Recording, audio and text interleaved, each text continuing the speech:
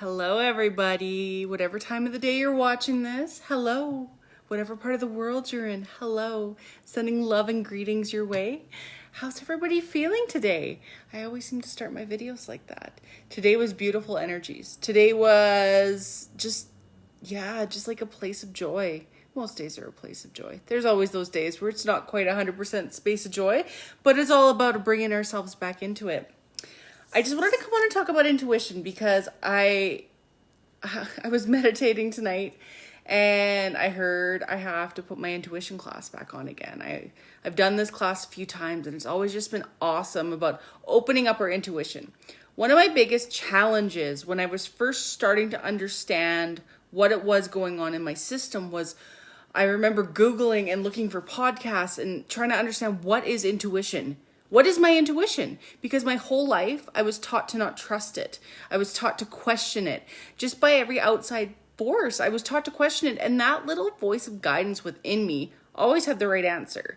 And then it left me so confused and so frazzled all the time when I wouldn't trust it because I had this voice telling me what I should be doing, where I should be going, the things I shouldn't be doing, like this kind and calm voice. But my ego was so loud. It was like, it was running the show. My emotional triggers, my emotions were running the show.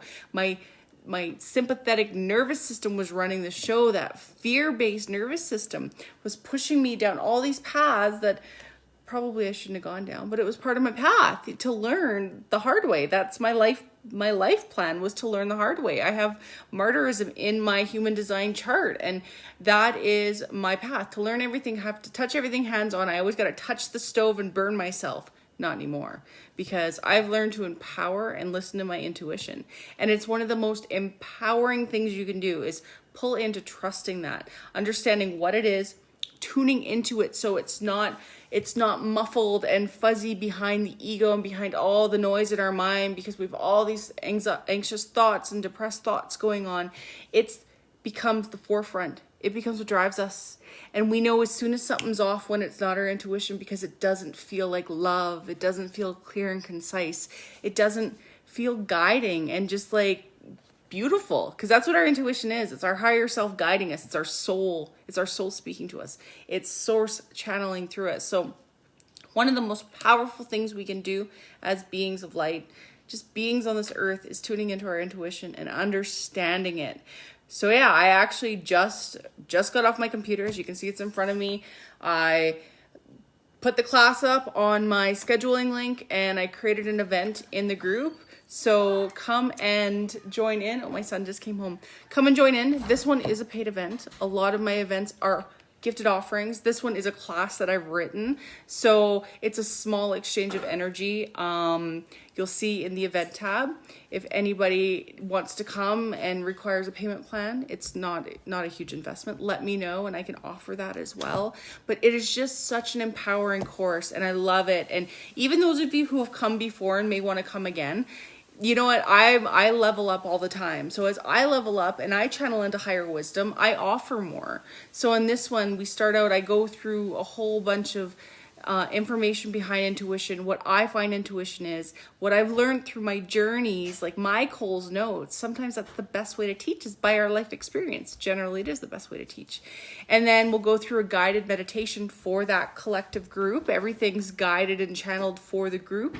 Bring in some energies, bring in some healing, we'll clear the third eye, we'll ground ourselves, and then I'll have an activation come through. And it's beautiful, and it really just brings this clarity to our minds. And you know what, that's one thing I teach my kids, is my son's over here, he just came home, is follow that intuitive compass. Follow that voice that's guiding us. You know what, we have to take in other people's points of view from time to time, but we need to follow our inner voice. Say hi, Nash. Hi.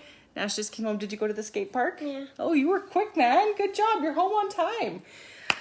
I'm teaching him a lot of responsibility these days, so he gets freedom, but he's got to follow a little bit of boundaries here and there.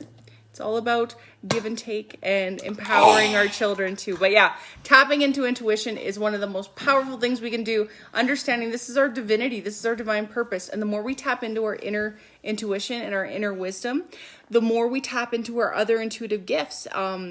claircognizance, clairestience, clairvoyance, all these different gifts start to come through louder and louder, and we begin to channel more and more as we tap into that third eye, we tap into that channel. So yeah, check out the events tab at the top of the page.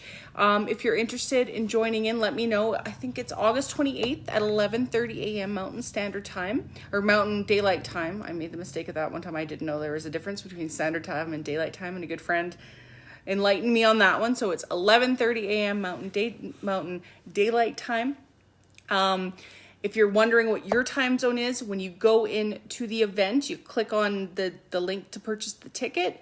It shows you your time zone as per what you've registered as. So yeah, love it. Can't wait to see you guys there. I like to keep these classes small, so don't hesitate if you want to grab a ticket. But yeah, it's just going to be beautiful. Right, Nash? Yeah.